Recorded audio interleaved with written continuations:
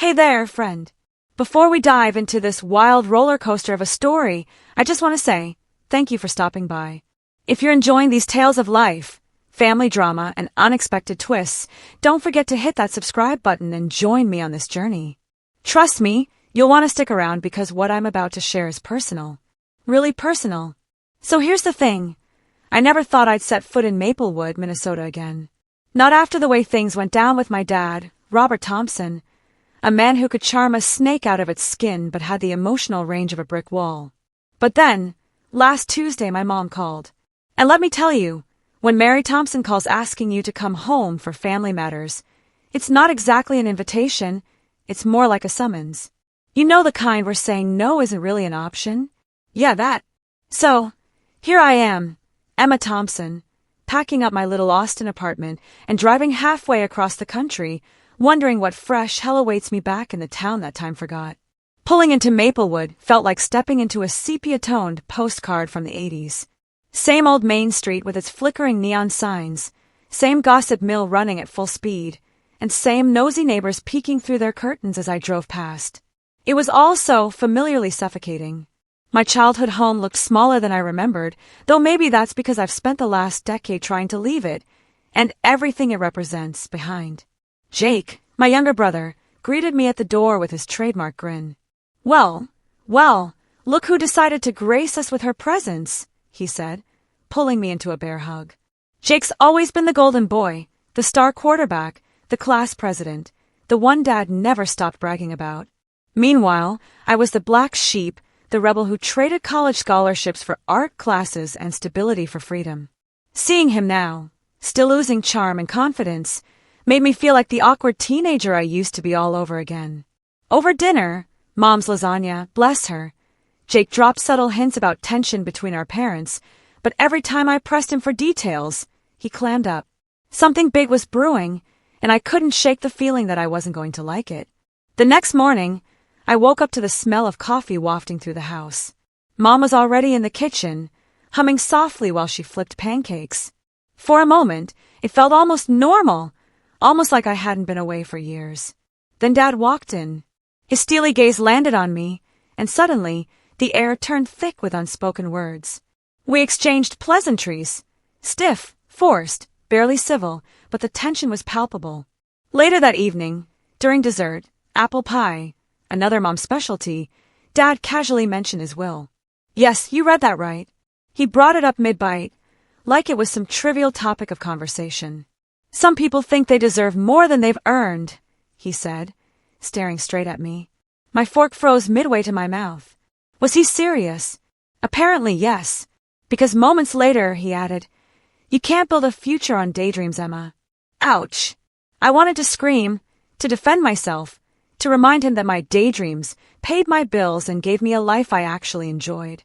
Instead, I bit my tongue and excused myself, retreating to my room before I said something I'd regret. Little did I know, this was only the beginning. The next morning, I found myself sitting stiffly in the living room, clutching a document that felt heavier than it should have. Dad handed it to me without ceremony, his face unreadable. Here, he said. Take a look. As I scanned the pages, my stomach sank.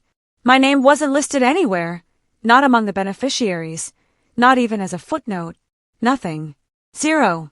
Zilch. You've got to be kidding me, I muttered under my breath, looking up at him. Seriously? This is why you dragged me all the way here. Dad didn't flinch. I don't believe in rewarding failure, Emma. You chose your path, and frankly, it hasn't amounted to much. That's when Jake spoke up, surprising everyone. Dad, that's not fair. She works hard. Stay out of this, Jake. Dad snapped, cutting him off. The room fell silent except for the sound of my pulse pounding in my ears. I stood abruptly, the papers crumpling slightly in my fist. Fine, I said, my voice shaking with anger. If that's how you feel, then congratulations. You won't have to see me again. And with that, I stormed out, slamming the door behind me. I ended up at Lila Harper's house, which honestly shouldn't have surprised anyone. Lila and I grew up together, two misfits navigating the treacherous waters of small-town high school. She owns a cozy little cafe now, complete with mismatched chairs and shelves lined with second-hand books. Sitting across from her at a corner table, I spilled everything. The will, Dad's harsh words, the weight of years of disappointment pressing down on me. Lila listened quietly, stirring her coffee absent-mindedly. When I finally ran out of steam, she leaned forward and said, "Emma, your dad's an idiot." Simple, direct, and completely true. She reminded me of all the times I'd stood up to him as a kid, refusing to conform to his rigid expectations. "You didn't leave Maplewood because you failed," she told me. "You left because staying would have killed your soul." Her words hit home, but they also stirred up memories I'd rather forget. The fights, the tears, the day I packed my bags and vowed never to return. Those scars still lingered, buried deep but never fully healed. Yet somehow, sitting there with Lila, I felt a flicker of resolve ignite within me. Maybe this wasn't just about the money. Maybe it was about proving to him, to myself, that I was worth far more than he ever gave me credit for. Over the next few days, I started noticing cracks in the facade of my family's perfect image. Jake, for instance, kept showing up unannounced, bringing excuses like, "I needed to borrow tools," or "Mom sent me to check on you." But once we were alone, he'd soften, admitting how tired he was of Dad's constant criticism. "He acts like I'm perfect," Jake confessed one afternoon, "but I'm not. And neither is he." Even Mom surprised me. Late one night, after everyone else had gone to bed, she knocked on my bedroom door. Her eyes were red-rimmed, and she looked older than I'd ever seen her. "Your father doesn't mean half the things he says," she whispered. "He's scared, Emma. Scared of losing control, of being wrong. But none of that excuses what he's done to you." For the first time in years, I saw vulnerability in my mother's face. It broke my heart and strengthened my resolve. If they thought excluding me from the will would break me, they were dead wrong. I was going to fight back. Not for the money, but for respect. For recognition. For justice. By the end of the week, I'd made up my mind. I wasn't leaving Maplewood. Not yet, anyway. Instead, I decided to throw a wrench into the gears of my father's carefully constructed world. I announced plans to host a community art exhibition right smack in the middle of town. The idea came to me late one sleepless night, fueled by equal parts frustration and determination. What better way to prove my worth than to showcase my work publicly, forcing the entire town to confront the value of creativity? When I told Jake and Mom, they both stared at me like I'd lost my mind. "Are you sure about this?" Jake asked cautiously. "Dad's gonna blow a gasket." "Let him," I replied, smiling despite the nerves bubbling in my chest. This isn't about him anymore. It's about me. And with that, I dove headfirst into preparations, determined to make this exhibition unforgettable for all the right reasons. If I thought announcing the art exhibition would win me some brownie points with the townsfolk, boy was I wrong. Word spread faster than wildfire in Maplewood, and not exactly in a good way. At first, people were curious. Emma Thompson? The girl who ran off to Texas? What's she up to now? But curiosity quickly turned into skepticism. Old Mrs. Henderson from the bakery muttered something about modern nonsense when I stopped by for coffee. Mr. Peterson, the hardware store owner, outright laughed in my face. "Art? In Maplewood? Good luck with that, sweetheart." Even Lila, bless her heart, had concerns. "Are you sure you're ready for this?" she asked one evening as we sorted through supplies for the event. "This town doesn't take kindly to change, Em. You know that better than anyone." I did know it, but instead of letting their doubt crush me, it fueled my determination. Every snide comment, every dismissive glance, it just made me dig my heels in deeper. I wasn't doing this to prove them right. I was doing it to prove them wrong. To prove him wrong. Still, there were moments when the weight of it all threatened to overwhelm me. Late at night, lying awake in my childhood bed, I'd wonder if I was making a huge mistake. Was I really strong enough to face the backlash? Or was I setting myself up for another round of humiliation? But then I'd remember Dad's cold eyes, his cutting words. And I'd remind myself, screw him. Screw all of them. If they wanted a fight, they were going to get one. The real turning point came when I stumbled upon something I definitely wasn't supposed to find. It happened during one of those rare afternoons when the house was empty. Mom and Jake were out running errands, and Dad was at the feed store. Bored and restless, I decided to explore the attic, a place I hadn't ventured into since I was a kid. What I found changed everything. Buried beneath dusty boxes of Christmas decorations and old photo albums were stacks of yellowed letters tied neatly with string. Curiosity got the better of me, and I untied one bundle. The handwriting was elegant but unfamiliar. The salutations were addressed to Mom, but signed by someone named Clara Bennett. At first, I assumed they were old family correspondence, nothing special. But as I skimmed through the pages, my blood ran cold. These weren't ordinary letters. They were filled with veiled accusations, hints of betrayal, and mentions of money, lots of it. One passage stood out like a neon sign. "Robert, I trusted you with everything, and this is how you repay me? Our partnership meant nothing to you, did it? Fine. Keep your secrets, but don't think for a second I won't expose the truth if I have to." Who the hell was Clara Bennett? And why did her name send chills down my spine? More importantly, what had Dad done to earn such venom? I tucked the letters back into their hiding spot, my mind racing. Whatever skeletons Dad had buried in his closet, they were about to come knocking. Confronting Mom about the letters was harder than I expected. She was folding laundry in the living room when I finally worked up the courage to bring it up. "Mom," I started hesitantly, "who's Clara Bennett?" Her hands froze mid-fold, and for a moment, she didn't say anything. Then she sighed, a deep, weary sound, and gestured for me to sit beside her. "Clara was an old friend," she began, choosing her words carefully. "She and your father used to be business partners. Years ago, before you were born, they owned a farm equipment dealership together. Things were good, at least, they seemed that way. Until they weren't." As she spoke, the pieces started falling into place. Apparently, Clara and Dad had a falling out over finances. Rumors swirled that he'd swindled her out of her share of the profits, though nothing was ever proven. Their partnership ended bitterly, and Clara disappeared from Maplewood shortly afterward. Some said she moved away, others whispered darker theories. But why would Dad keep these letters? I pressed. Why hide them? Mom shook her head sadly. "Because guilt eats away at people, Emma. Your father isn't the man he pretends to be. He never has been." That conversation left me reeling. For years, I'd resented Dad for his harshness, his inability to accept me for who I was. But now I realized there was so much more beneath the surface, layers of deceit, regret, and shame. And somehow, I couldn't help but feel sorry for him. Just when I thought things couldn't get worse, disaster struck. 2 days before the exhibition, I arrived at the community center to find chaos. Half of my artwork, the pieces I'd poured my soul into, had been vandalized. Canvases slashed, paint smeared across surfaces, frames shattered beyond repair. My stomach dropped as I took in the wreckage, tears blurring my vision. For a split second, I considered canceling the whole thing. Who needed this kind of stress? Who needed the judgment, the hostility, the sheer exhaustion of fighting against a town that clearly didn't want me here? But then anger kicked in. Someone had done this on purpose. Someone wanted me to fail. And damn it, I wasn't going to give them the satisfaction. With Lila's help, I salvaged what I could and stayed up all night creating new pieces. It wasn't perfect, but it was mine, and that mattered more than anything. Later, I discovered the culprit. Jake confessed reluctantly, admitting that Dad had pressured him into sabotaging the exhibition. "He said it was for your own good," Jake stammered, looking utterly miserable. "That it would teach you a lesson."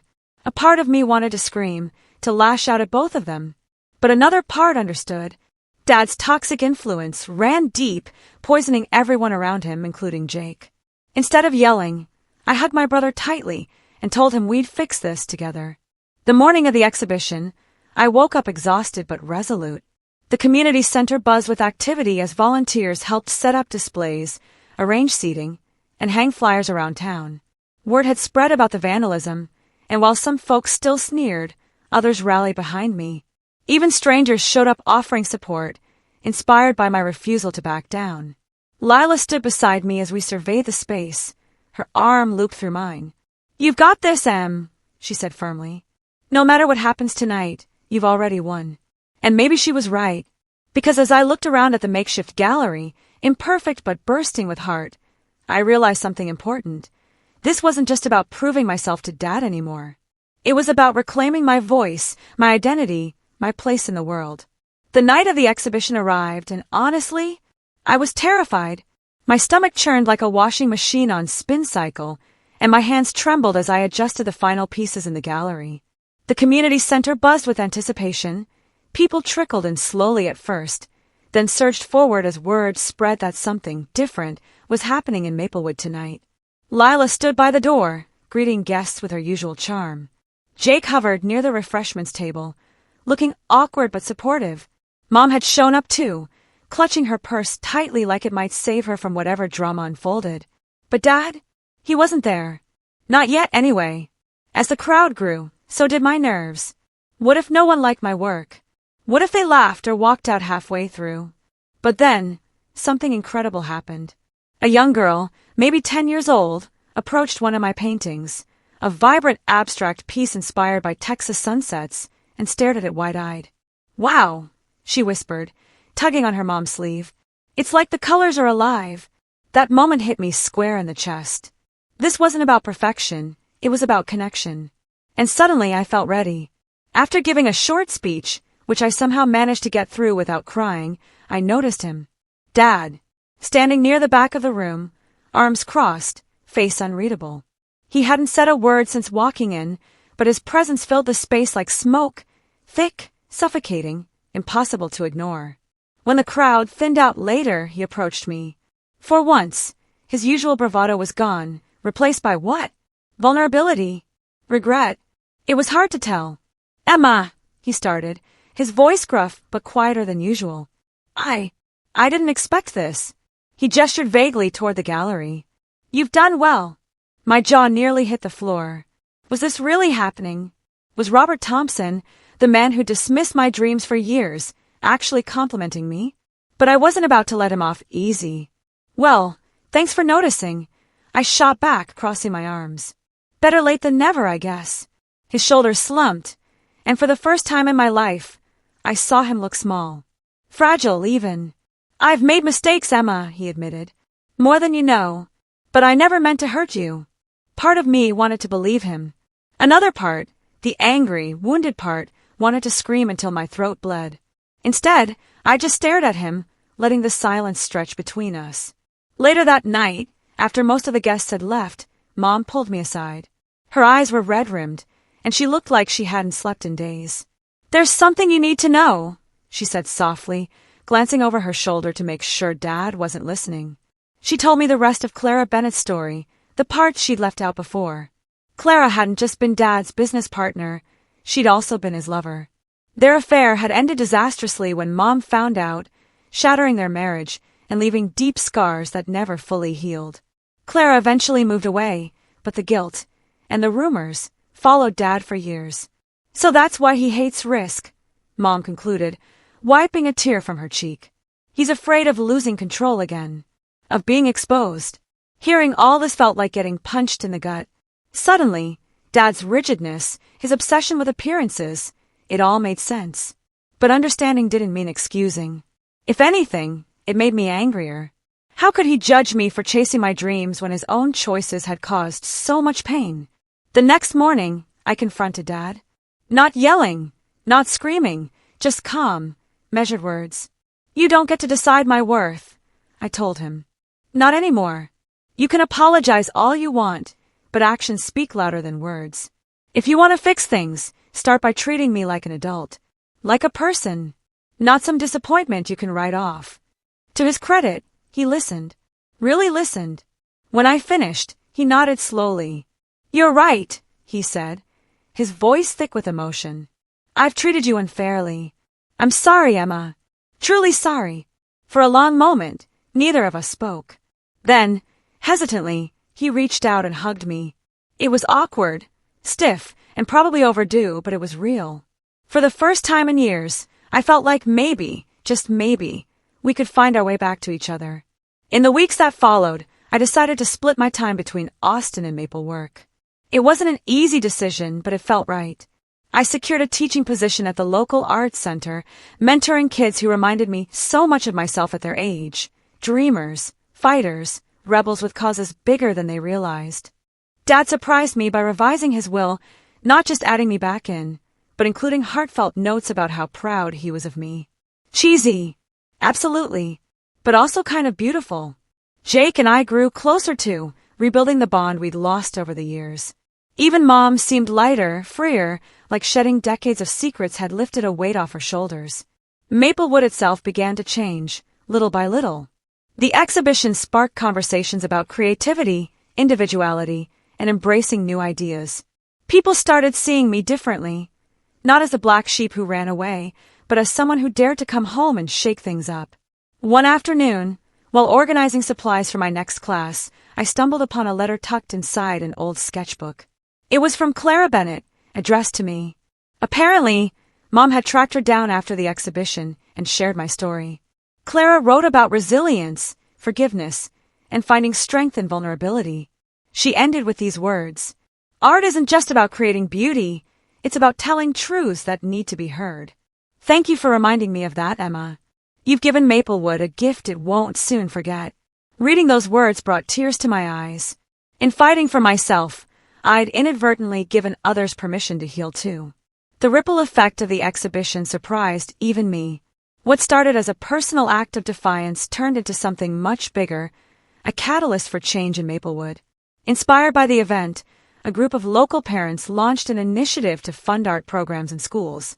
The community center began hosting monthly workshops, drawing participants from all walks of life. Even Mr. Peterson, the hardware store owner who'd laughed at my idea, showed up to one of the sessions and ended up painting a surprisingly decent still life of a wrench. It wasn't just about art, though. It was about shifting perspectives. People started talking more openly about their dreams, fears, and regrets. Conversations that had been buried under layers of small-town politeness finally came to light. And while not everyone embraced the changes immediately, there was a palpable shift in the air, a sense that maybe, just maybe, Maplewood could evolve without losing its soul. For me, it was validation. Proof that creativity isn't frivolous, it's essential. That chasing your passions doesn't make you selfish, it makes you human. Watching others find courage through my example filled me with a kind of pride I'd never experienced before. Forgiveness didn't happen overnight. How could it? Years of hurt don't vanish with a single apology or hug. But slowly, incrementally, things began to improve between Dad and me. He started attending my classes, not because he understood art, but because he wanted to support me. At first, he sat quietly in the back, looking uncomfortable as kids splattered paint everywhere. But over time, he loosened up, even cracking jokes about how messy creativity could be. Mom and I grew closer too. She confided in me about her struggles during those early years after Clara left, how she'd felt betrayed, abandoned, and unsure if she could stay married to Dad. Hearing her side of the story helped me see her not just as my mother, but as a woman who'd endured hardships I couldn't imagine. In turn, she encouraged me to keep pushing boundaries, reminding me that resilience runs in our blood. Even Jake surprised me. One evening, he showed up at my apartment with a canvas and paints. "Teach me," he said sheepishly. "I want to try something new." Seeing him wrestle with brushes and colors, laughing at his own mistakes, reminded me how far we'd come as siblings. We weren't perfect, but we were trying. And sometimes that's enough. Balancing life between Austin and Maplewood wasn't easy, but it gave me the best of both worlds. In Austin, I thrived on the energy of the city, collaborating with other artists and freelancing for clients across the globe. In Maplewood, I found peace, a slower pace, familiar faces, and a chance to give back to the community that had shaped me. My teaching gig became more than just a job, it became a calling. There's something magical about watching someone discover their creative potential for the first time. Whether it's a shy teenager sketching their first portrait or a retired farmer experimenting with watercolors, every moment feels like planting seeds for a brighter future. Dad even attended one of my student showcases, clapping enthusiastically despite clearly having no idea what abstract expressionism meant. When I teased him about it afterward, he shrugged and said, "I don't have to understand it to know it's important. To you and to them." That comment stuck with me. Maybe forgiveness isn't about forgetting or excusing past wrongs.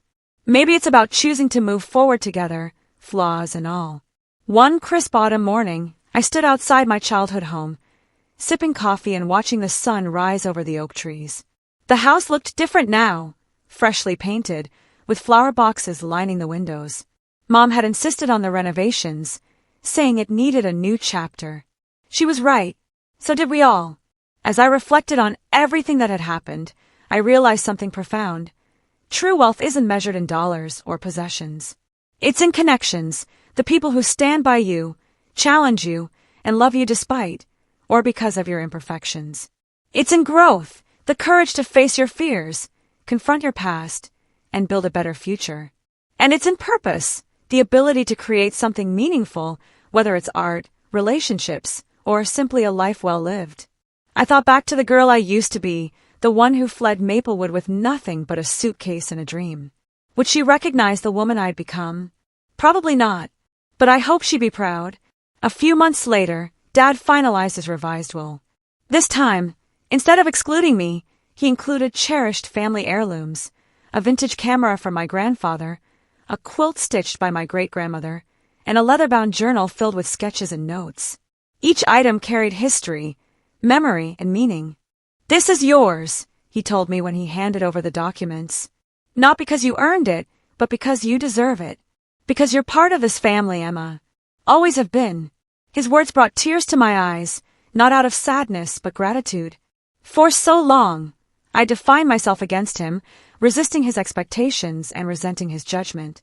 Now I saw him differently, not as an adversary, but as a flawed, complicated man trying to do his best. Imperfect, yes, but human. The following spring, I organized another exhibition, this time featuring works by local students. The theme, Roots and Wings. It was a nod to my journey, but also a celebration of theirs.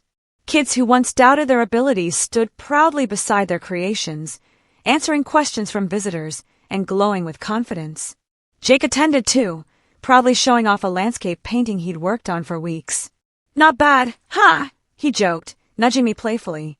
Not bad at all. As I watched the crowd mingle, laughter and chatter filling the room, I felt a deep sense of fulfillment.